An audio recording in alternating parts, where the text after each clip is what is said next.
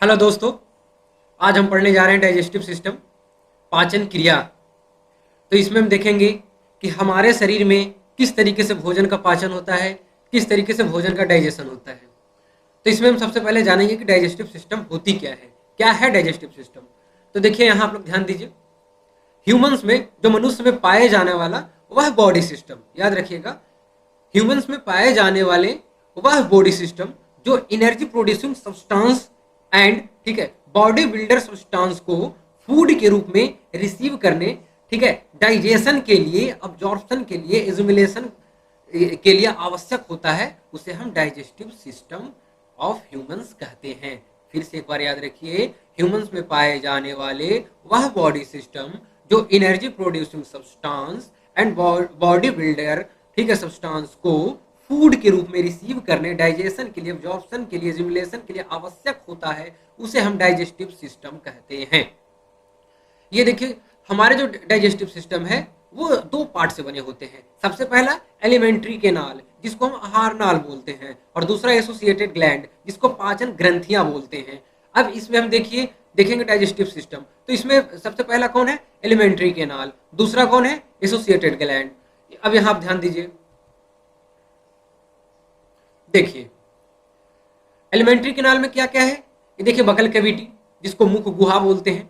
उसके बाद ओइसोफोकस हो गया, उस ओइसोफेगस के बाद हमारा स्टोमक हो गया, स्मॉल इंटेस्टाइन हो गई एंड लार्ज इंटेस्टाइन हो गई। ये हमारा है एलिमेंट्री केनाल में पढ़ने के लिए, आहार नाल में। और उसके बाद यहाँ देखिए एसोसिएटेड ग्लैंड में कौन कौन सा है? सेलिब्री ग्लैंड है, लीवर है और पैंक्रियाज है। तो आज हम पढ़ेंगे एलिमेंट्री केनाल के बारे में।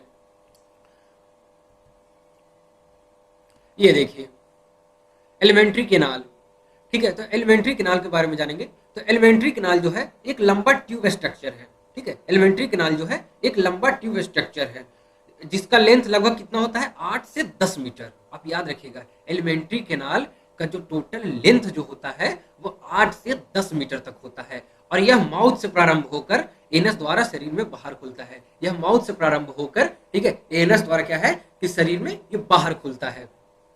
उसके बाद देखिए, अब इसके इसके जो पार्ट्स जो हैं, इसके फर्स्ट पार्ट्स जो हैं, ठीक है, वो कौन से हैं? Buccal cavity. अब ये बकल कैविटी देखेंगे, मुख गुहा यानी ये जो मुख जो हमारा है उसका गुहा मतलब गुफा टाइप पे। ये देखिए, ये जो है, ये यहाँ, ये है हमारा, है क्या है? ये इस तरीके से, ये है हमारा बकल कैविटी। अब देखिए ये क्या है कि माउथ के अंदर पाए जाने वाले स्पेस को, ये जो माउथ है इसके अंदर पाए जाने वाले स्पेस को, ये जो गुफा टाइप पे है, ठीक है, इसको हम क्या कहते हैं? माउथ के अंदर पाए जाने वाले स्पेस को ओरल कैविटी या तो बकल कैविटी कहते हैं। और ये बकल कैविटी के अंदर एक मांसल्स टंग, ये देखिए टंग, और दो जबड़ों, ये जो दो जबड़े हैं ना, दो जॉज हैं, इसके बीच में टिथ पाया जाता है, इसके बीच में दांत पाए जाते हैं, ठीक है। और यहां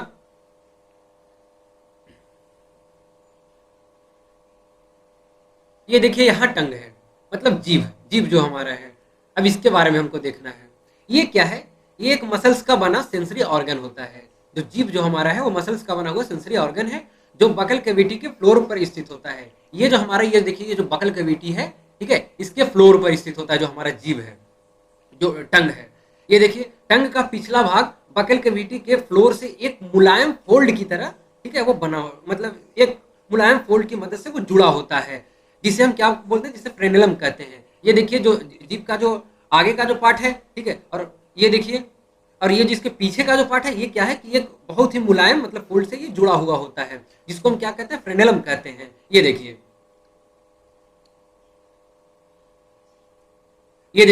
ये पीछे के पार्ट से बहुत मुलायम से ये जुटा हुआ रहता है, जिसको हम क्या बोलते हैं? फ्रेनेलम कहते हैं। और इसके बाद देखिए, ये टंग का सतह जो है, ये आप याद रखिएगा, स्ट्रेटिफाइड स्क्वेमस एपिथेलियम टिश्यू से, ठीक है, बने म्यूकस मेम्ब्रेन द्वारा बना रहता है। जो टंग का जो हमारा सतह जो है, ये सतह जो है, ठीक है, ये म्यूकस मेम्ब्रेन द्वारा बना हुआ होता है। और टंग के सतह पर टेस्ट बड्स पाए जाते हैं। जो हमारी जो जीभ जो है उसके सतह पर छोटे छोटे बूंदे बूंदे टाइप पे क्या होता है कि टेस्ट बड्स पाए जाते हैं, ठीक है, जो अलग अलग स्वाद के लिए आवश्यक होता है। उसी से हमको पता चलता है कि जो हम खाना खा रहे हैं उसका स्वाद मीठी है या तीखी है या कड़वी है, वो किस टाइप है, ठीक है, वो क्या करता है, वो स्वाद को पता चलता है। जीभ का ही काम क्या है कि, ठीक है, वो स्वाद को, मतलब स्वाद को पता चलता है कि किस तरीके की वो तीखी है कि वो मीठी है।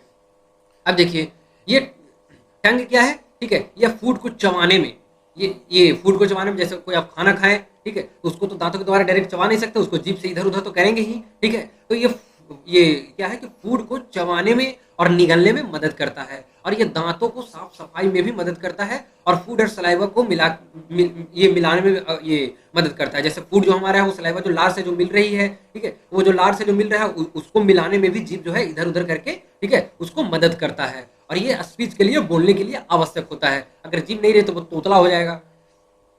इसके बाद देखिए टीथ। तो टीथ क्या है, इसके बारे में देखिए, पहला पार्ट क्या था, ठीक है, बकल कैविटी का, ये हमारा टंग, और दूसरा क्या है, टीथ, दांत। अब दांत के बारे में देखिए, हमारे मतलब ह्यूमंस में क्या है, ह्यूमंस में क्या है कि 32 दांत पाए जाते हैं। कितने? 32। आप याद रखिएगा कितने? 32। लेकिन आप याद रखिएगा कि 20 साल के पहले जो वो जो दूध के जो दांत होते हैं, जो मिल्क टीथ कहा जाता है, वो 20 होते हैं, और उसके बाद वो 32 हो जाते हैं, ठीक है, जब वो पहला दांत वो हट जाती है।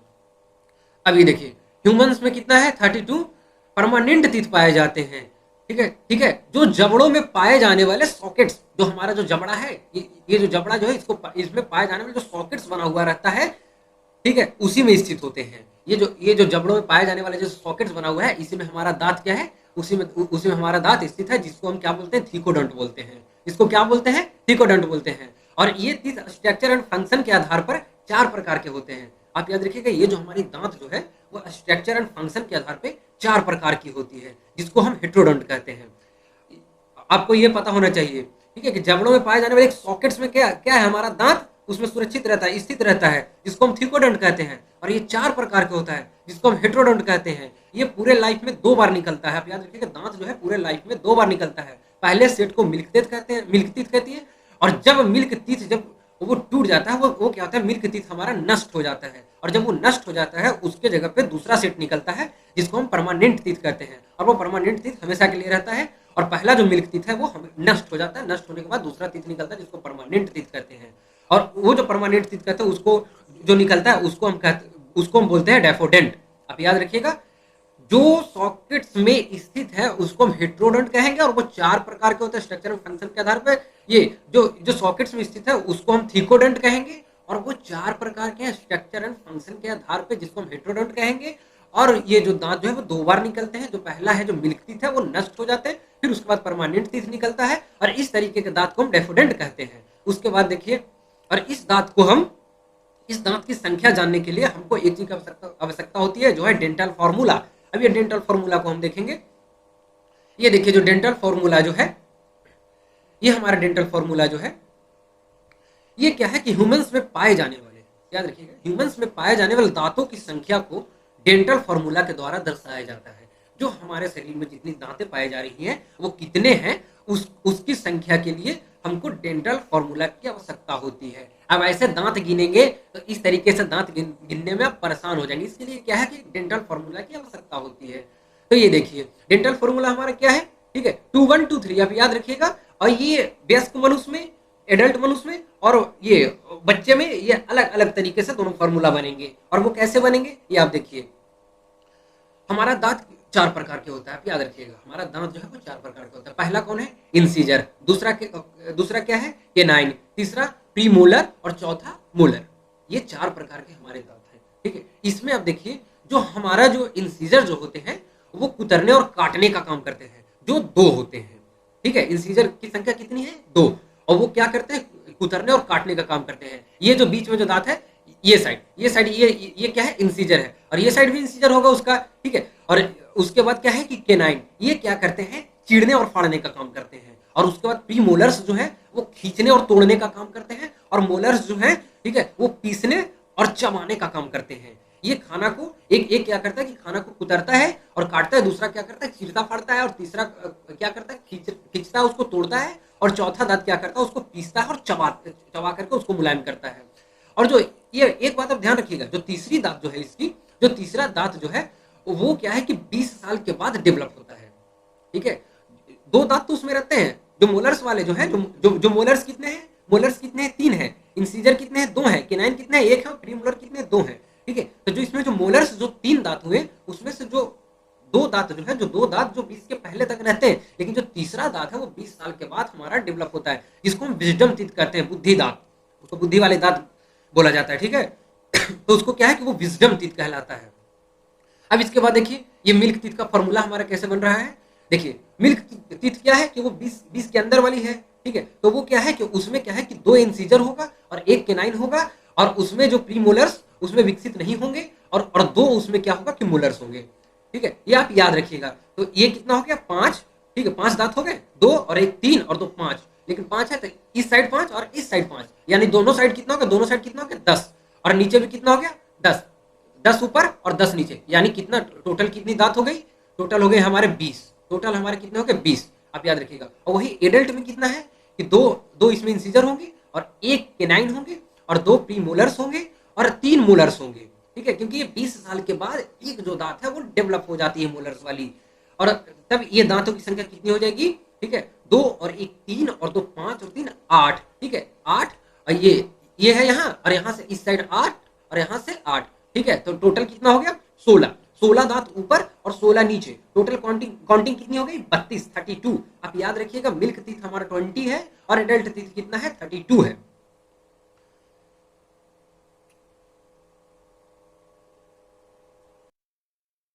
ये देखिए आप यहाँ ध्यान दीजिए, ये हमारे दांतों की संख्या है। ये देखिए ये क्या है कि ये बीच का पार्ट है, ये देखिए जो बीच का दांत, मतलब ये इधर भी दांत है और इधर भी है, लेकिन इस साइड से आप समझिए कि ये टोटल कितने हैं, ये 8 दांतों को हमने दर्शाया है। किस साइड से, देखिए जो पहला और दूसरा जो दांत है ये जो है, और यहाँ से ये जो पहला और दूसरा दांत है इसको हम इंसीजर कहते हैं, और उसके बाद जो तीसरा और चौथा दांत है उसको हम केनाइन कहते हैं, और उसके बाद चौथा और पांचवा जो है उसको हम प्रीमोलर्स कहते हैं, और छठा सातवां आठवां जो दांत है उसको हम मोलर्स कहते हैं। आप ये याद रखिएगा, और ये जो डेंटल फॉर्मूला के द्वारा हम इसको दर्शाते हैं कि हमारे शरीर में कुल कितने दांत हैं। जो सबसे पहला फॉर्मूला क्या था 2102, जो जो जो हमारा क्या है वो मिल्क टीथ है, और मिल्क टीथों की संख्या कितनी है 20 होती है, जो एक बार निकलने के बाद वो नष्ट हो जाता है, और उसी के जगह पे परमानेंट टीथ निकलते हैं। जो परमानेंट टीथ की संख्या जो है जो एडल्ट मनुष्यों में जो है वो 32 है। याद रखिएगा मिल्क टीथ की संख्या कितने 20, जो नष्ट हो जाते हैं, और उसके बाद जो 32 दांत निकलते हैं वो परमानेंट टीथ कहलाते हैं। यानी हमारे शरीर में दांतों की संख्या कुल मिलाकर के 32 है। इसके बाद देखिए, इसके बाद हम देखते हैं टंग, ये जो हमने आप लोगों को समझाया था। ये देखिए हमारा टंग है,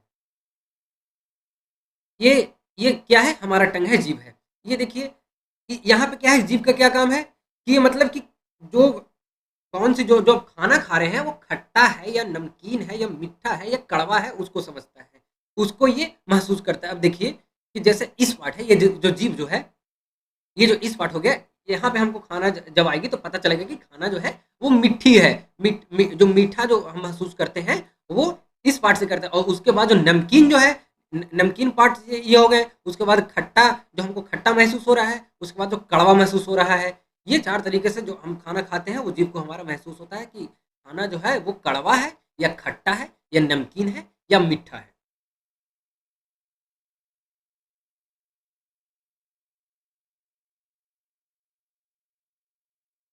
ये देखिए अब हम इसका तीसरा पॉइंट देखेंगे। ये देखिए इसको क्या बोलते हैं, फेस्टिवल एंड पैलट। ये देखिए आप ध्यान दीजिए, तालू तालू। अब इसमें देखना है हमको कि लिप्स जो है, ये जो हमारा जो लिप्स जो है और मसूड़े, जो लिप्स और हमारा ये मसूड़े जो है, ठीक है, लिप्स और मसूड़े के बीच में जो स्पेस पाया जाता है उसको हम वेस्टिबल कहते हैं। ये जो लिप्स जो है और ये जो मसूड़ा है जो इसके बीच में जो स्पेस पाया जाता है उसको वेस्टिबल कहते हैं। और जो हमारा ये जो बकल कैविटी जो है, ठीक है, जो हमारा जो बकल कैविटी जो है, इसके जो जो फ्लोर है, जो इसको छत जो है, ठीक है, इसके जो ये जो बकल कैविटी जो इसके छत जो है, ये ऊपर ये जो ऊपर जो है, ठीक है, इसको हम क्या बोलते हैं, पैलेट बोलते हैं, यानी तालू तालू। ठीक है, आप याद रखिएगा बकल कैविटी के छत को हम पैलेट बोलते हैं, तालू बोलते हैं। ठीक है, और इसका अगला भाग जो होता है, जो इसका अगला भाग जो होता है, जो देखिए यहाँ पे ये जो अगला भाग जो होता है, ठीक है, वो क्या होता है, हार्ड प्लेट रहता है, वो हार्ड पैलेट रहता है, और इसका पिछला भाग को हम सॉफ्ट पैलेट बोलते हैं। आगे की जो यहाँ पे जो भाग रहती है अंदर, इसको हम क्या बोलते हैं, हार्ड पैलेट, और इसको इसका जो पीछे की जो भाग रहती है उसको हम क्या बोलते हैं, सॉफ्ट पैलेट। और जो सॉफ्ट पैलेट में है एक लटकता हुआ एक ओविला पाया जाता है। आप ध्यान दीजिएगा, ये जो हमारा जो सॉफ्ट पैलेट पैलेट जो है उसके जो अंदर जो है, ये देखिएगा आप अंदर, ये अंदर क्या है, एक लटकता हुआ एक ओविला पाया जाता है।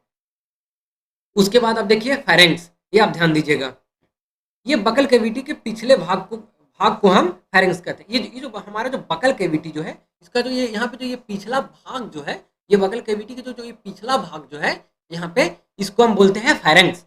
ठीक है, और ये जो फेरेंक्स जो है, ये क्या है कि फेरेंक्स के पिछले वाल जो होता है, जो फेरेंक्स का जो पिछले वाल जो होता है, उसके ऊपर में एक क्या होता है कि गिलेट पाई जाती है, निगल द्वार, जिसको जो भोजन को निगलने में मदद करता है। ठीक है, जिसमें भोजन निगला जाता है, निगल द्वार कहा जाता है, जो ओइसोफेगस में खुलता है। वो कहाँ खुलता है, वो ओइसोफेगस में खुलता है, जो निगल द्वार जो होता है।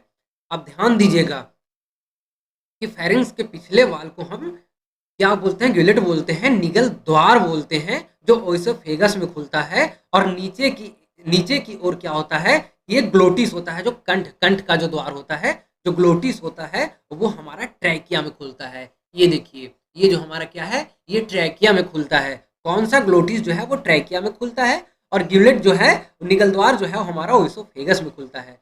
जो ओइसोफेगस में खुलेगा वो कहाँ जाएगा, वो भोजन को लेकर जाएगा। ठीक है, और जो ग्लोटिस जो है, जो ट्रैकिया में खुलता है, वो कहाँ जाएगा, वो रेस्पायरेशन के लिए जाएगा, जो हमारा क्या है, रेस्पायरेटरी ट्रैक है, जो वाइंड पाइप है। अब आप यहाँ ध्यान दीजिएगा कि जो ग्लोटिस के आगे की ओर क्या होता है कि एक चपटी संरचना पाई जाती है। जो हमारा जो ग्लोटिस जो है, उसके आगे की ओर क्या होता है कि चपटी संरचना पाई जाती है। जो कंठ का जो मेन द्वार है, उसके आगे की ओर एक क्या होता है कि संरचना पाया जाता है। वो क्या करता है, उसको हम क्या बोलते हैं, उसको हम बोलते हैं इपीग्लोटिस। आप याद रखिएगा, ग्लोटिस के आगे की ओर एक चपटी संरचना पाई जाती है, जिसको हम इपीग्लोटिस कहते हैं। और ये जब फूड को निगलने के समय ये क्या करता है, जब हम खाना खाते हैं, ठीक है, दांतों के द्वारा चबाते हैं, चबाने के बाद जब उसको हम निगलते हैं, जब वो निगलने की कोशिश करते हैं, तो जैसे ही हम वो फूड को निगलते हैं, वैसे ही ग्लोटिस को वो ढक देता है। ठीक है, इपीग्लोटिस जो है, जो इपीग्लोटिस क्या करता है, इपीग्लोटिस हमारा क्या करता है कि जैसे ही हम खाना को निगलते हैं अपने अंदर, जैसे ही हम खाना को अपने अंदर निगलते हैं, वो इपीग्लोटिस क्या करता है कि वो ग्लोटिस को ढक देता है। और जैसे ही वो ग्लोटिस को ढकता है, तो क्या करता है कि जिसमें फूड जो है वो ट्रैकिया में नहीं जा पाती है। क्या होती है, जो खाना जो है वो ट्रैकिया में नहीं जा पाती है। ट्रैकिया क्या है, वो क्या है, वो रेस्पिरेटरी ट्रैक है, वो वाइंड पाइप है। ठीक है, उसमें वो नहीं जा पाता, वो सांस के लिए है। जबकि ये जाना खाना किस में है, ओइसोफेगस में है। जब वो ट्रैकिया को जैसे ही ढकता है, इपीग्लोटिस जैसे ही ट्रैकिया को ये ग्लोटिस को ढक देता है, तो वो खाना ट्रैकिया में नहीं जाता है, और वो खाना कहाँ चला जाता है, वो ओइसोफेगस में चला जाता है।